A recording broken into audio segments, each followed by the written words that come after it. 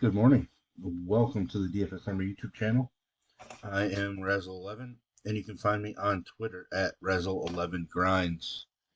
Going to take a look at some pitching for today, the 1st of July.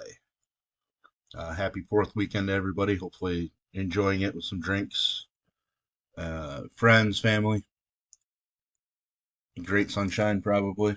Um, but yeah, we have a 7 game day slate and a 5 game main slate on DK. FanDuel, I believe, is a little different. But I focus on DraftKings since that's where a majority of my play is. My FanDuel pitching pool is a lot smaller than my DK one for obvious reasons. But let's kind of dig in here. Starting at the top, we have the two guys facing off against each other, Evaldi and Brown. Nathan Evaldi is one that intrigues me quite a bit. Throwing the ball extremely well this season. K numbers are stronger at home. K to walk ratio is much stronger as well. Uh, has been touched up a little bit recently, uh, but that's all right. I just like his upside. I know Houston is a somewhat dangerous offense, but I like his ability in this spot. He is a minus 140 favorite at home. And the game has a total sitting at 8 right now, it looks like. So I definitely like Evaldi over Brown. I don't mind Brown at all. He did shut down this Texas squad earlier. He has been best on the road, aside from his home run rate. But he's to me, he's a little more volatile. Texas offense is a little more dangerous than Houston offense at this point, but he is an interesting pivot away from Vivaldi if you wanted to be a little different. Um, and I don't expect Brown to be super popular because we have Zach Wheeler for 200 cheaper taking on Washington. Washington did light him up earlier. He has been stronger at home. I do have some worries, kind of going back to the beginning of the season where I thought Wheeler and Nola were due for a little regression this year based on the number of innings and months that they were pitching last year. Uh, I still really like the spot. Washington isn't a huge K team, surprisingly, but I still like Wheeler quite a bit. And Vegas does too. He's a minus 220 favorite right now, which is tied with Dylan Cease on this day slate for the largest favorite, it looks like. So, uh, yeah, Wheeler just makes a ton of sense. I kind of hope some people look at that last start against Washington and kind of shy away. I'm not sure that they will. Charlie Morton at home. Uh, this year's version of Morton at home is not as strong as last year's. He did dominate this Miami squad. He is allowing some runs and some walks, so that's kind of an issue. But this Atlanta offense is just so dangerous and putting up runs for him. I actually think this is a really interesting pitching matchup against Yuri Perez. Morton is a minus 170 favorite, so he's definitely going to be in my pool.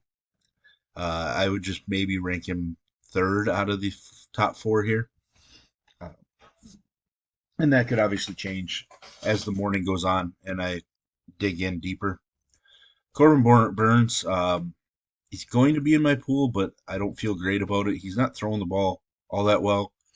His strikeouts have disappeared again, allowing runs. There's some worries. He has been better away from home. He is a minus 130 favorite in this game. Uh, but a few of the Pittsburgh bats are heating up quite a bit, so uh, I don't feel super confident about Corbin Burns at this point. Yuri Perez, as much as I love this, the kid's upside, the fact that he helped me win 50K, all of that hasn't allowed a run in approaching a month. Has allowed just one run over his last 6 starts. Uh, Filthy kid. I just don't know that I can pick on Atlanta's bats right now. Ton of power going on up and down the lineup. Just super dangerous. I just don't know if he can shut them down for 6 innings. He's borderline right now. The upside is great, but I just don't want to have to pick on the Braves ultimately. And it also helps that there's Dylan Cease down here, uh, who's just too cheap right now. But Verlander, strongest at home. San Francisco does strike out a little bit. So there's some upside, but Verlander hasn't been striking guys out a whole lot. Um, I'm interested, but I'm not planning to go super heavy. He's a minus 145 favorite against the Giants. Getting to Dylan Cease. Cease has figured things out after a rough start to the season. 2 runs or less in 5 straight starts, 9 Ks or more in 3 straight. Settling in pretty strongly. Like I mentioned earlier, minus 220 favorite at just 8K. Going to be super popular. I mean, extremely popular. Going down a couple of guys that I am considering. Uh, Mackenzie Gore, even though it's against Philadelphia, I really like his ability. He was solid against them earlier. He's been best on the road. He's dominant against right-handed bats, which definitely going to be key. So I like Mackenzie Gore GPP wise, even though he is a large underdog. And the other guy I'm considering is Oviedo. Obvious reasons I pick on the Brewers all the time. 2 earned runs or less in 5 of his last 6 starts. Solid trends coming in. Better at home. Slight underdog, but the game has just an 8 total. I'm interested for sure. I'm just not sure how much exposure I'll get. Again, with Dylan Cease being 8K, it kind of changes things around on this slate. So I'm gonna have to do some eliminating maybe to get down to 8 guys. Maybe I do eliminate Corbin Burns and just hope that he continues his recent trends. But we'll see as the day goes on. Going to the main slate, I didn't mention it earlier. There is some weather throughout the day. Nothing with extreme PPD risk, but there's a number of games with delay risk. So uh, definitely want to pay attention. It's also a number of games with a lot of higher temperatures. So might be a good day for hitting. But let's take a look at this main slate here. Marcus Stroman's a minus 135 favorite against Cleveland, who I don't fear at all. They don't strike out a ton, which is worrisome. Stroman's coming off of a rough start in London, but I love the way he's thrown at home. Wrigley, winds blowing in from right at 5 miles an hour, so basically nothing. But the key thing is it's not blowing out. So Stroman's going to be, one of the stronger options on this slate for me. Tyler Glasnow, extreme upside. There's some volatility. Seattle strikes out a ton, so the K upside for Glasnow is through the roof. He's a minus 120 favorite. Game total of just 7.5. I'm certainly interested, and obviously, no weather issues in Seattle, uh, which is always nice. So I think Glasnow's perfectly fine. Probably going to end up my favorite pitcher on the slate just based off of pure upside. Um, Julio Urias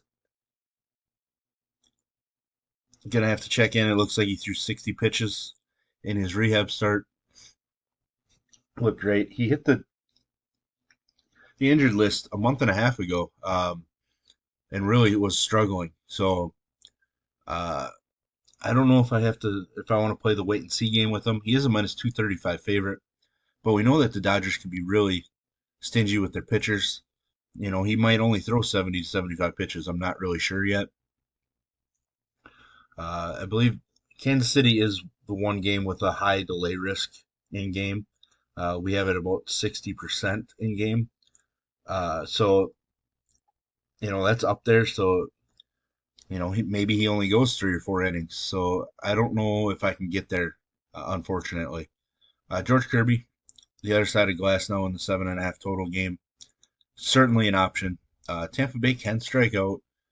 They've come down a little bit, but I know they scored some runs last night.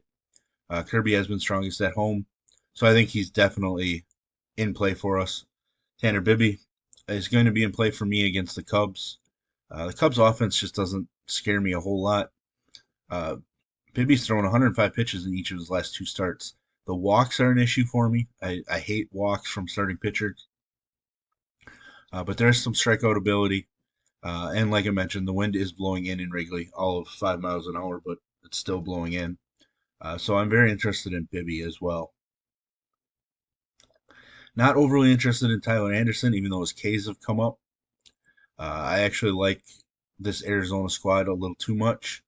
Uh, his whip, his numbers just aren't all that strong, so I have no problem not using him. Don't really think I'm going to use anybody else down here. I guess I didn't know that Jeff Criswell. Maybe I have to dig into Criswell a little bit, but he is pitching in Coors, so is that something we really want to do? Uh, Zach Lowe, I don't think I'm going to go there, especially at 6,400 in Coors. Uh, so maybe we have to look into Criswell more, and I will as the day goes on. And I'll have some updates in my notes for this main slate. Uh, but on a slate with not a ton of pitching options, I know it's only a 5 gamer, but uh, maybe we just have to consider a min-priced guy if he's going to get us multiple innings. So there we have it. There's a first look at the pitching for today.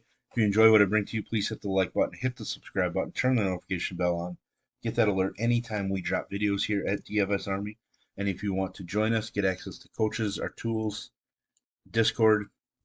I will put links in the description below. You can use promo code RAZ, that's RAZ, for 10% off monthly. Or I believe you can still use Summer50 for 50% off your first month. And as always, best of luck, everybody.